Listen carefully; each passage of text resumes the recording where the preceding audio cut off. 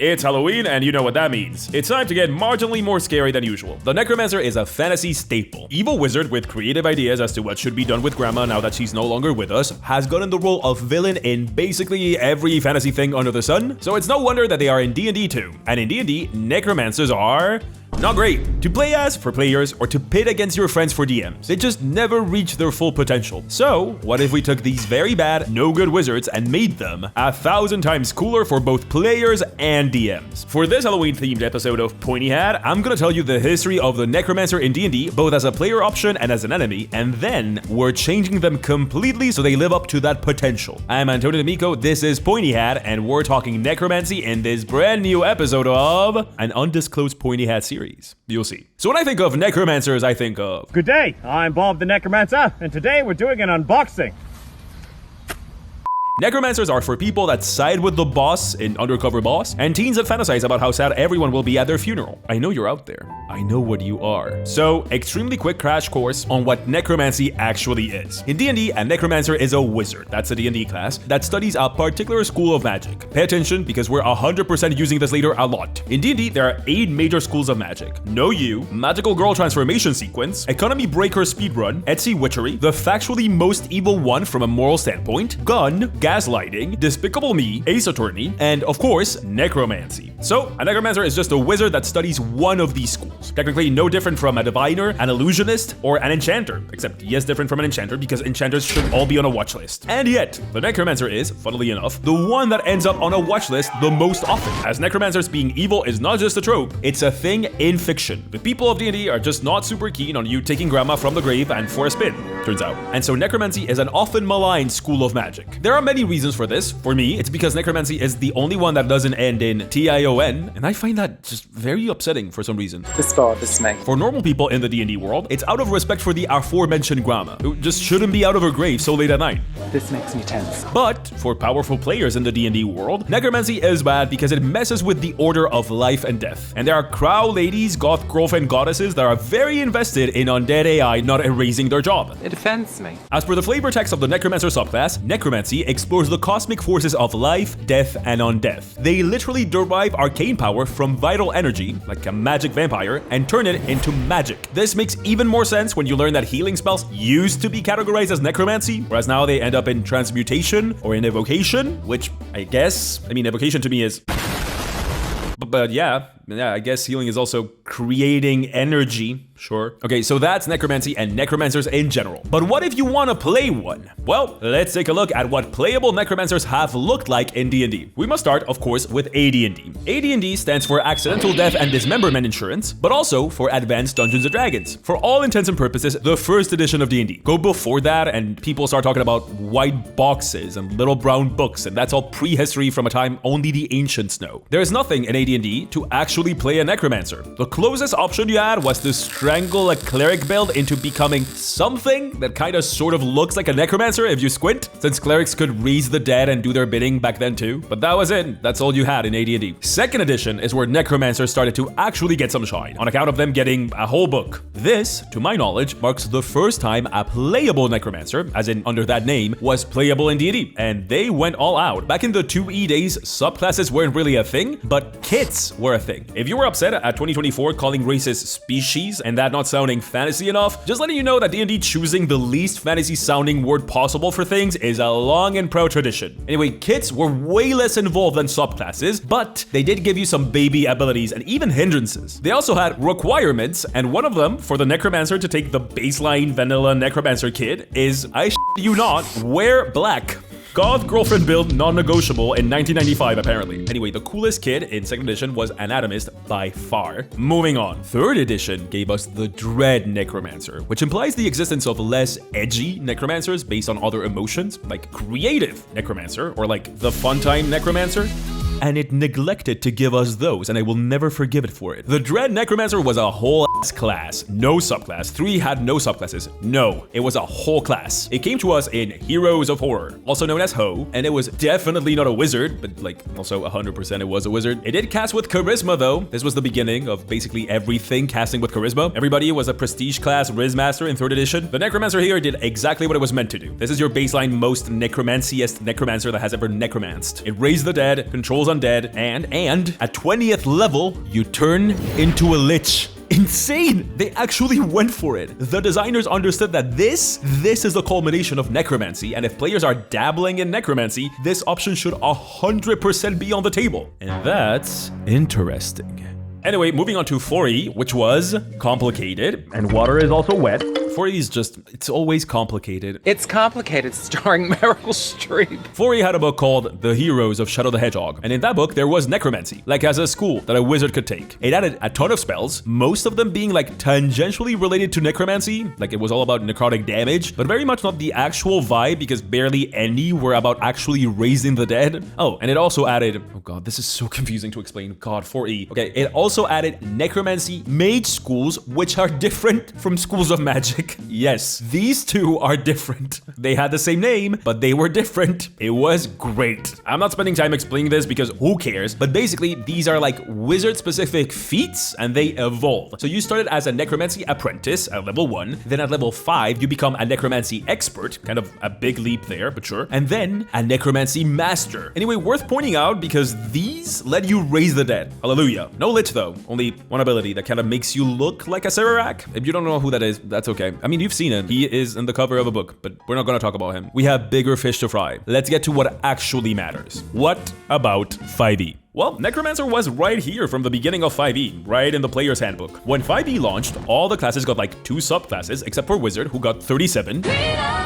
And one of them was necromancy. There was, at the scene of the crime. There was this interview with Jeremy Crawford where he talked about the feedback for what would one day become the newest edition of the PHB, the 2024 one, where he mentioned that the necromancer is generally seen as quite weak, but scores pretty high in satisfaction with players. And I think I know the reason for this. It's the same reason why assassin scores good with players. There are subclasses in D&D that are carried by their name alone. People love the idea of playing a necromancer, an assassin, a thief, a mastermind, an alchemist. These are evocative names. These are whole ass player fantasies in and of themselves. As long as they kind of feel like what it says on the tin, they have it pretty easy. So, how good is the necromancer in 5e? It's good. It's extremely committed to the army of the undead shtick, which means that it wants you to spend as many spell slots as possible animating those undead. This is fine. It's a very common interpretation of the necromancer, but boy, is it dependent on your DM leaving bones around. You bypass this later when you just gain the ability to just point at an undead guy that another necromancer is keeping as a pet and claim that guy as your own. I'm assuming necromancers do that by licking bones, like someone claiming a cupcake. Listen, my beef with a necromancer is not necessarily that it doesn't satisfy the fantasy, but rather that it's DM dependent, so it only works if you let your DM know that that's what you want to do. You just want to have a lot of spooky skelly skeletons as your intern army, and the DM being down to clown and sprinkling some conveniently laying skeletons for you to bother into your pyramid scheme. Ditto for the DM putting undead in front of you so you can steal them away from another necromancer. So that's one problem. But my second problem is much worse in my opinion, and it's not the fault of the DM or the necromancer player or anyone really. D&D is just really not suited for this playstyle. If you go big enough, I'm talking like more than 2, you, the necromancer, are gonna slow down fights to a crawl. You have skewed action economy so far to the player side that balance is a nightmare. First of all, your skeletons don't become better at hitting ever, just at doing damage, so get ready for a lot of I miss. And worst of all, your turn will triple in length. So many rolls, so much movement to calculate, so much, well, that enemy is gonna make an attack of opportunity against the skeleton. So much of that. It's a cool fantasy, it's very necromancer, but boy,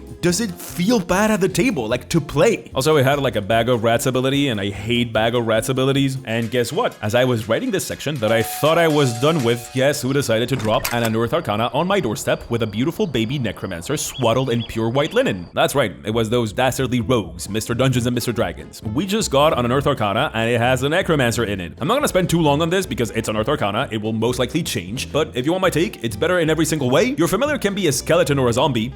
I guess I could end it here, and that would justify better in every single way. You can have a zombie skeleton friend, so it's just better. But I'll keep going. In the new Unearthed Arcana, you not only resist necrotic damage, but also nobody can resist your necrotic damage, like the one that you inflict. The bag of rat problems is gone. You gain a tanking feature by basically consuming the life force of one of your skellies. You can make your skellies stronger. You can make them explode. It's good. And also, still super DM dependent and still slows down fights to a crawl. More, I would say, since you can summon more guys now. So the main issues are still there, but it sure is stronger. So that's a pretty thorough history primer on playable necromancers. Did you like it? Because oh boy, was research not fun to do.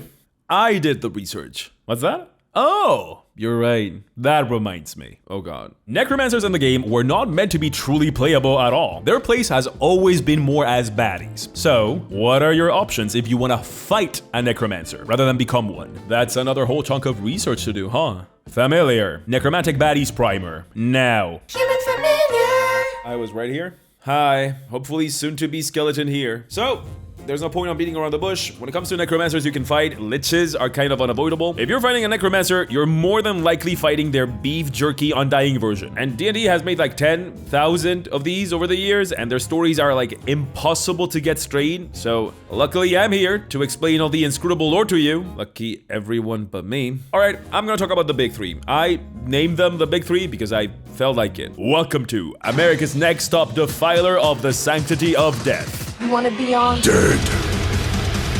Our first contestant is none other than a Hollywood starlet on the rise, gracing the silver screen with a teaser in 2023 and leaving us wanting for more. He loves the color red, a tatted up guy, long walks on the beach, and overturning the democratic process to establish himself as the only tyrant leader of a magocracy. It's Zastam.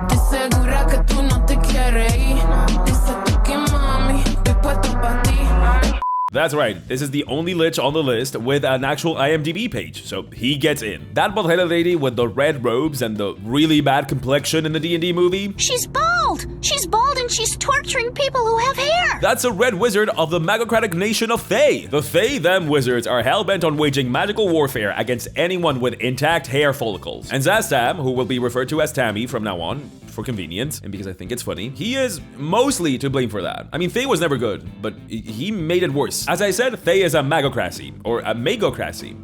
It's a fake word. It doesn't matter. It comes from mago, which means wizard in Spanish, and crasi, which means crazy in Spanish. Ergo, crazy wizards. You can trust me. I speak Spanish a little bit. The country in question is governed by the 8 Zolkirs, and you know what there's 8 of? Schools of magic, with Tammy ruling above all other Zolkirs as the Zolkir of... You wanna guess? Necromancy, you're so good at this. You're so smart. That was a really hard one to guess. After becoming the Zolkir of Necromancy through totally democratic means that definitely did not involve vampire murder, we swear, Tammy went on to invade some not bald-headed people with the might and magic of Fae. And then he bit the dust majestically, like immediately. Just total and complete wipe for the Fae them wizards. Just massacre. And for Tammy in particular, because he was slain right then and there. But you see, he didn't die. I had crystallized. Oh.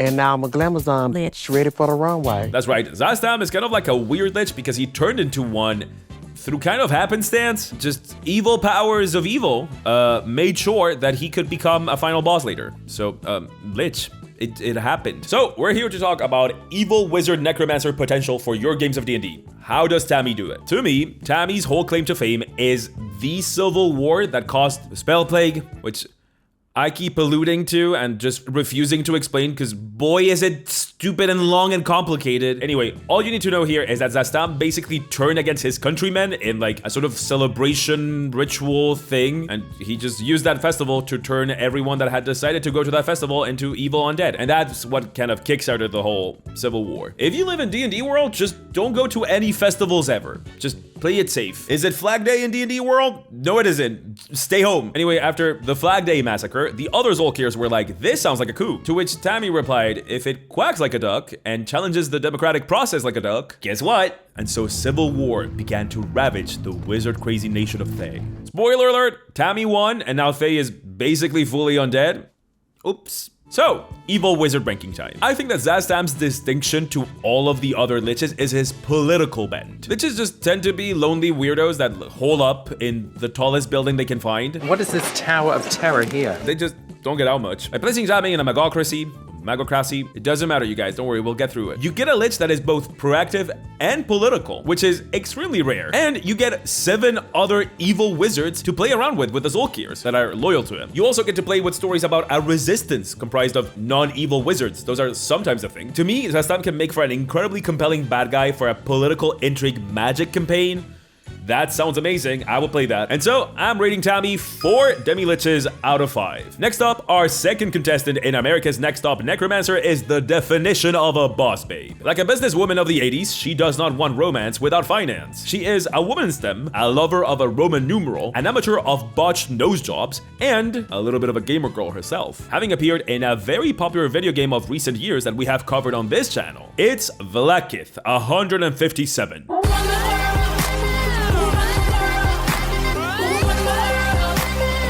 We love an evil genocidal maniac lady, and Vlaakith sure loves exemplifying girl power. Do you think Margaret Thatcher had girl power? Yes, of course. Vlaakith is here to show the judges versatility. Definitely an evil wizard necromancer, don't get me wrong. Definitely a lich, but also big into swords, big into martial power, big into outer space shenanigans. You've never seen a lich like Vlaakith. In a very Zastam move, she took over the very fair and very democratic process of absolute monarchy that the Githyanki have going on, and she did this by refusing to die. That's right, Vlaakith is a title, and she's the 157th holder of that title. It should have been passed down to her heir long ago, and it wasn't because she didn't die. Except Vlaakith 157, the one we're talking about today, much like Vlaakith 156, also known as Miranda Priestley, chose her work over raising a family, which is valid, and she made this choice through lichdom, which is less valid. But far be it for me to tell a boss babe how to run the world by Beyonce. After a couple of centuries of this, Vlaakith's grasp on sanity became questionable, and she went on to do literally what every lich does. She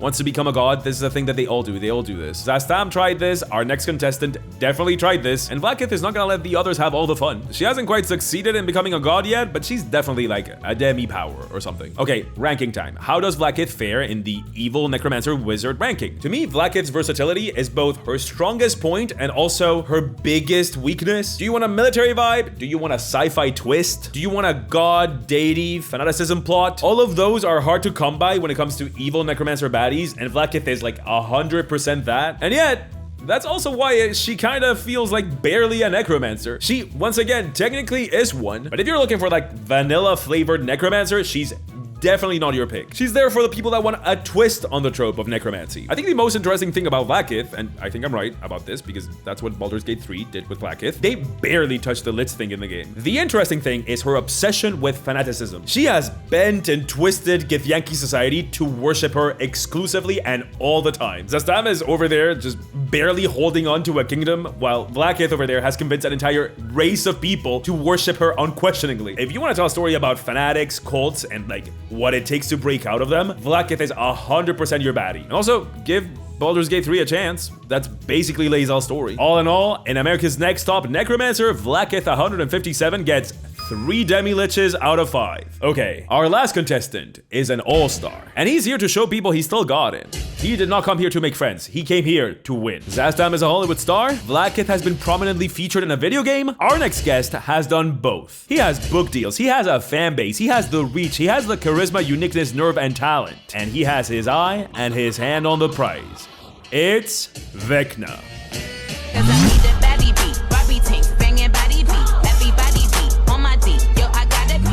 Remember how every single one of these is trying to become a god? Here's the guy that actually did it. Vecna is the blueprint, the pink print. All other liches are basically measured against Vecna, with him being at the very top of the power scale. He is the god of ill-defined. God of secrets? Kinda? God of liches? I hope. Maybe whatever he's the god of is a secret. Vecna's secret. The important thing is that he is a god, so the others can maul about it in his comment section forever and ever. He comes from the Greyhawk setting, the new baseline setting that comes with the new DMG, which means we've been getting a lot of Vecna lately. Vecna is the main bad guy in the latest season of Stranger Things, and also just of Stranger Things in general, like main bad guy of the whole show. He was the main bad guy of Critical Role Campaign 1, which makes you D&D royalty forever. Vecna is also This is my favorite one. A killer and Dead by Daylight. I told you, he's a gamer. He just straight up is there. Say hi. I find this silly in the best way possible. I frankly miss these tie-ins that they used to do in the early 2000s. More of this. Do more of this. I love this so much. More of properties working together with other properties in ways that make like the barest amount of sense. Like, yeah, sure, Vegna's a killer in the way that the atom bomb is. In terms of lore, Vegna is possibly the piece of D&D lore with the most rewrites and the most we don't know. There are like 5 conflicting versions as to how he became a lich, and none of them are seen as like the official one. We also don't know who taught him that, like how he got into lichdom. Orcus, maybe? And once again, 7 versions of each. How did he become an actual god?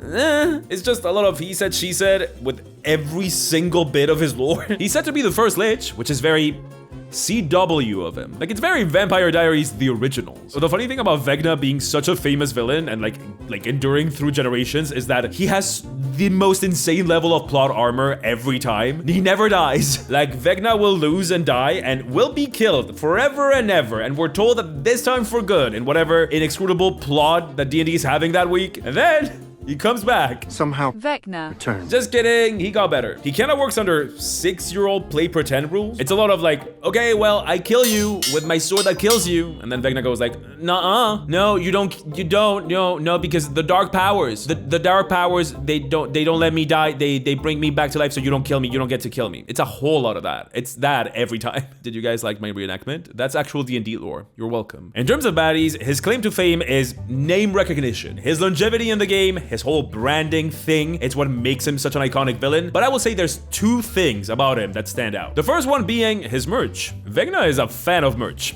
And so am I. He has 2 very famous items. The Eye of Vecna and the Hand of Vecna. His vampire friend helped Vecna take those off, and totally not a lover's quarrel. And now those 2 body parts get brought up at D&D tables all over the world with a lot of like oohs and ahs. But the only players that are oohing and ahhing are the ones that read the D&D wiki for fun or watched Critical Role Campaign 1. The eye gives you true sight and some really good spells with like stuff like disintegrate and eye bite. We love a pun. The hand is better in every way. It gives you super strength. It makes all your attacks better, including your spell attacks. And it also gives you spells, just like the eye. Take the hand. Take the hand. If you have a choice, take the hand. Of course, if you use any of these, there's just a chance that Vegna comes over and kills you. So if you love a gamble, one thing to note is that if you complete the merch set and get the full collection, like you get the hand and the eye, you get access to even more features. As I said, marketing genius, Lich King of merch. The second thing that makes Vegna to me an emblematic baddie is 2 things: godhood and a tragic backstory. It's insane to me that this is the first time on this list that we have a bad guy with a here's why I'm evil tragic sub-story. What? That's the baseline for like 90% of villains. Vegna's mom was killed for practicing witchcraft, F, and this thing catapulted him to just be very bad, no good all the time. Now, the cardinal rule always applies.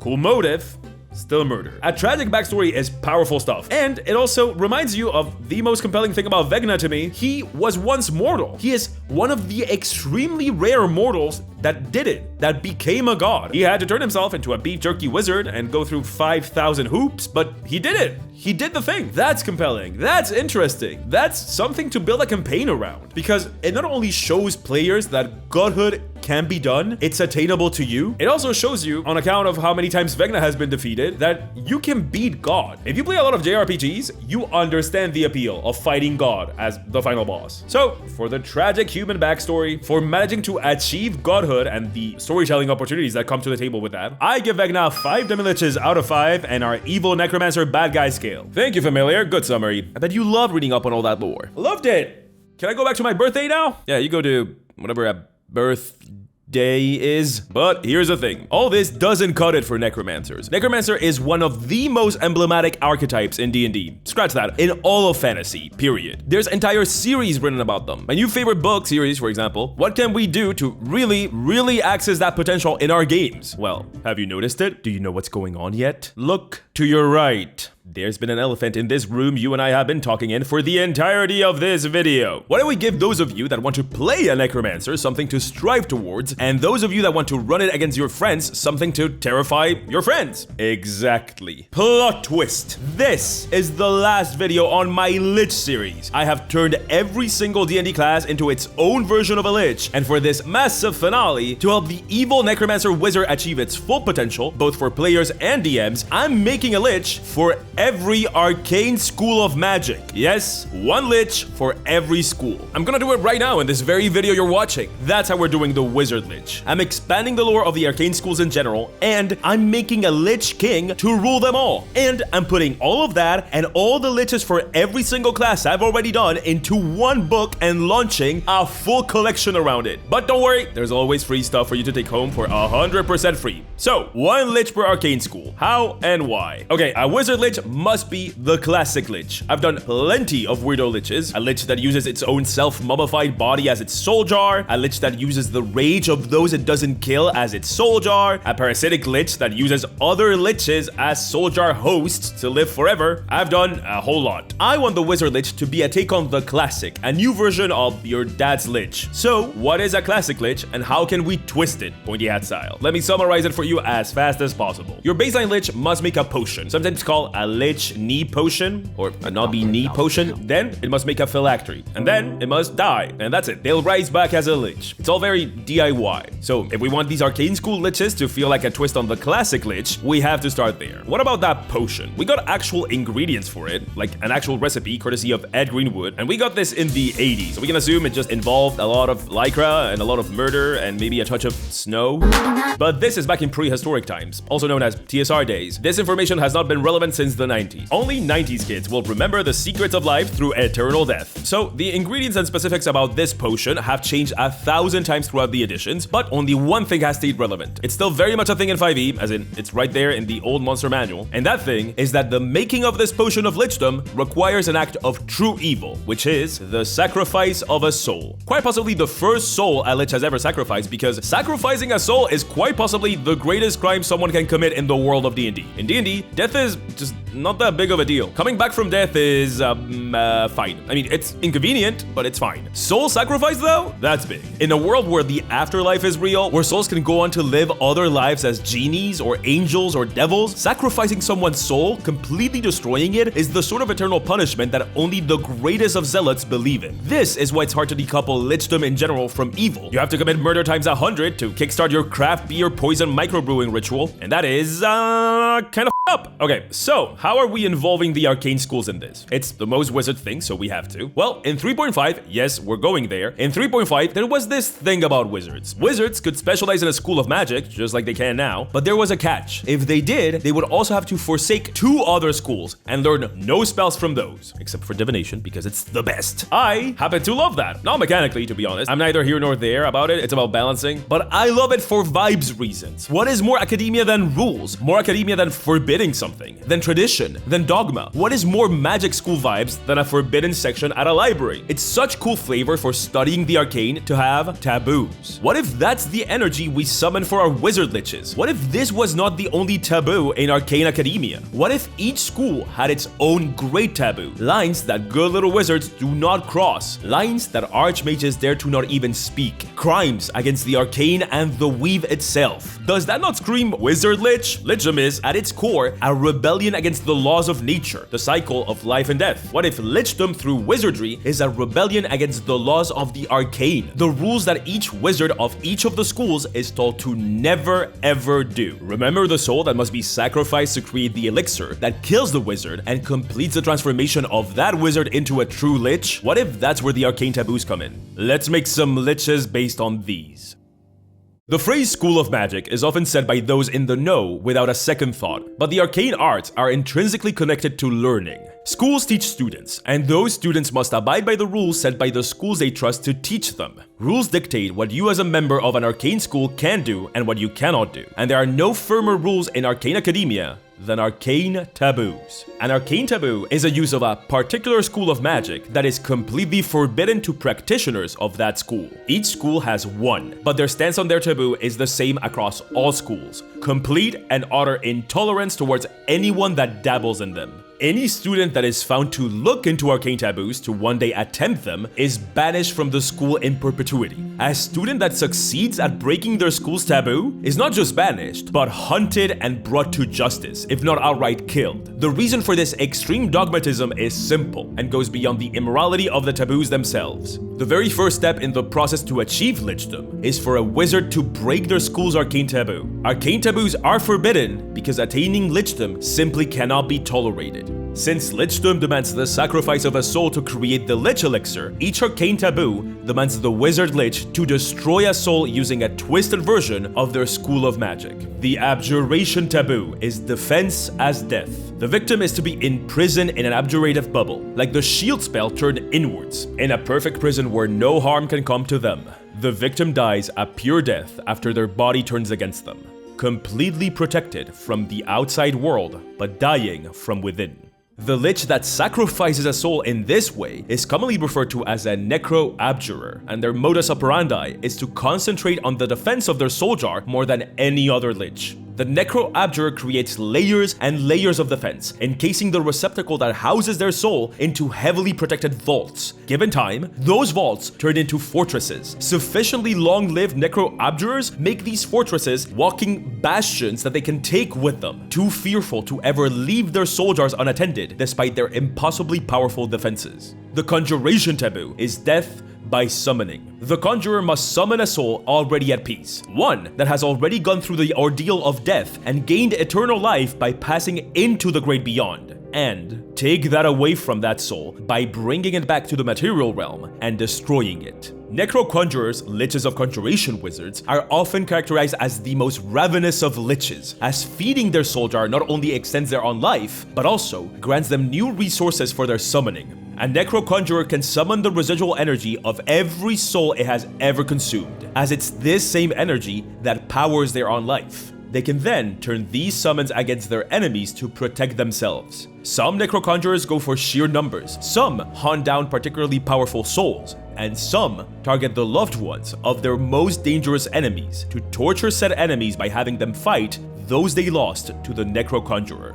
The divination taboo is death of fate. The diviner turned lich must save the life of someone the diviner knows is fated to die at the hands of another. They must go against their own visions of the future, only to then feast on the soul the diviner just saved, destroying it in the process. Some believe the reason why the Necrodiviner is so different from its undead brethren is because divination was originally divine, and not arcane magic, hence its name. Whatever the reason may be, Necrodiviners, like all liches, deal in death, but Necrodiviners deal in the death of fate. Thanks to the unholy matrimony between their school of magic and the power of lichdom, Necrodiviners can see the possible futures ahead of them, but also kill the futures that don't benefit them. They feast on the death of possibility itself to power their onslaught and to twist every situation in their favor. Their control of probability means that fighting a Necrodiviner always results in fighting against fate itself. The enchantment taboo is the death of will. An enchanter seeking lichdom must find someone vehemently opposed to lichdom itself as a concept, and break away that person's will through enchantment slowly and methodically, until that person is convinced to give away their soul voluntarily to the lich to be, while not being under an enchantment spell at all. Necroenchanters are the most social of all liches, as they gain power from exerting their influence over others. Their particular lichdom forces necroenchanters to a life in the spotlight, a place most liches keep well away from. A necroenchanter is as powerful as those it has managed to subdue into an adoring crowd. Most of these liches amass their hordes through a combination of actual idolatry for the lich and fervent believers. And, of course, enchantment magic. The more souls are devoted to the necroenchanter, the more of them are enticed and taken by the lich, the more powerful the necroenchanter becomes. The evocation taboo is sheer death, beautifully twisted in its simplicity, just like the school that abhors it. The taboo of the arcane art of war demands the sacrifice of an incomprehensible number of souls in one great magical calamity. The necro-evoker that rises from this cataclysm is considered uniquely dangerous on account of their willingness to weaponize an aspect that all liches share but few exploit: regeneration. The destructive nature of the necro-evoker's magic extends even to themselves. They burn bright like an undead star, and they use their ruinous abilities to their fullest, ready for death. And then, when death inevitably comes for them, the body of the Necro Evoker doesn't simply turn to ash, it explodes in an eruption of arcane energy, often killing whoever managed to befall the lich. The Necro Evoker then rises again from its soul jar, faster than any lich, like a living undead bomb. The illusion taboo is death of the mind. An illusionist that wishes to become a lich must prepare their elixir with the soul of a person that has died at their own hands, after their senses have been fooled so thoroughly through illusion that they believe death to be the only option. This taboo is considered a sister to the abjuration taboo in its unusual cruelty. The necro-illusionist is a lich of lies. Each of its deaths and subsequent rises from their soul jar creates a new illusory copy of the lich, a tangible mirage that can cast spells and fight alongside the actual necro-illusionist, obfuscating which of them is the real lich and ensuring that the lich can extend its influence further than any of the other solitary liches. Most necro-illusionists also create additional illusions of their soul jars, keeping them as well guarded as the real one, to obfuscate the location of the one that would put an end to them, weaving a web of lies as complex and intricate as their impossibly long lifespans will allow them. The transmutation taboo is death through transformation. The transmutation school forbids against transmuting only one thing: the soul. The soul is seen as the immutable essence of a living being. And so the taboo of the transmutation school is to meddle with the essence of a living being, defiling it, twisting it, and then destroying it to create a transmuter's elixir to become a lich. Necrotransmuters look the most inhuman out of any lich, and much like the Necro Evoker, they use their regenerative abilities offensively. They learn from the mistakes they made in their previous incarnation, as well as the strengths of their enemies, in order to create a form best suited to bring down whoever destroyed their previous body. As they rise, they twist their bodies to give themselves new abilities and create new forms that cannot be brought down like the previous one was. But above all wizards that seek lichdom sits the necromancer. The necromantic taboo is death of unlife. A necromancer that seeks the pinnacle of necromancy for themselves must sacrifice a soul to create an elixir, just like any lich. But that soul must be the undying soul of another lich. A necromancer that rises as a lich is known by many names. Other wizards call them true liches. Many necromancers that see lichdom as the romantic ideal of their school of magic use the term arch-necromancer, but most simply call them lich kings. The image of liches commanding armies of the dead comes from lich kings and their particular form of soul jar. Often referred to as a necropolis, a lich king's soul jar is the opposite of hallowed ground. Not one urn, not one tomb, but an ever-growing cemetery that can swell to the size of an undead city. The Lich King's soul jar takes this form because of their particular power, complete dominion over any and all undead. That's the reason why they're called kings. Undead that come in contact with the Lich King are subject to being bound to the Lich King's will, joining the necropolis and therefore the Lich King's forces. The Lich King can then use these undead to defend its soul jar from desecration, or can instead use them offensively to attack their enemies. A Lich King's control over undead is absolute, and this, much to their chagrin, applies to other liches. While strong enough to momentarily withstand it, prolonged exposure to the influence of a Lich King will make any and all liches eventually bend the knee to their king. I know, it's a lot, but come on! Arcane taboos, rules that schools of magic cannot ever cross, that being the source of wizard liches, and having one per school, you can have an illusionist bad guy, a diviner bad guy. How many times does that happen? How much shine does that give necromancers? Especially since necromancy is the literal lich king, the biggest, baddest baddie of them all, that can rule over all other liches. And each and every single one of them, along with a lich for every class that I've already done, yes, all of them are for you to grab in the Lich Collection, the second of the Pointy Hat codices. The Lich Collection features the Lich Codex with an updated and revised Lich for every class, not just the ones that have already been released, those stay there, don't worry, and for every arcane school of magic, but also Lich Lore, undead-themed subclasses for players like Barbarian Path of the Spirits, an undead ghost species to play that allows you to literally play a ghost. It's got plenty of stuff for players too. I drew the cover myself. Again, love to work myself to undeath. Also, we're going for Lux. It's a collection. If you own the first one, you know this. The two codices look amazing amazing together. But they also have gold foil, spot glossing, hard covers, and all of that for like literally half of any other D&D book. But not only that, I said collection, guess what? New merch, drawn again completely by me. All of it. I keep finding fun ways to overwork me to death, but look how cool they turned out. For t-shirts, we have a pointy hat death metal logo t-shirt. Get it? Death metal. Legit. It's funny. A cool medieval engraving style tee, a retro lich tee for the graphic look, and my favorite, a Dance Macabre sweatshirt. It has skellies dancing all the way around, like in the back, around the arms, everything. And I drew them all myself. And guess what? This year, we're making pre-orders count. Basically, everything is on sale, including both the PDF and the physical books. But the complete bundle that includes the entire collection is at a massive 20% off. That's like 30 bucks off, but only during pre-order. And if you pre-order the physical Lich Codex, you get the PDF of the Codex for 100% certified Pointy Hat free. I wanted something to thank the people that like support the pre-orders because that's the most important time for any of these things. We should be fulfilling sooner, but I'm setting the goal at summer 2026, just like this year. But what was that? PDFs? Yes. So many of you told me shipping to your country was rough, so PDFs are now available. And guess what? We have some bundles that include the PDF for the Arcane Codex along with the Lich Codex and the Arcane Codex on its own. And those are also on sale.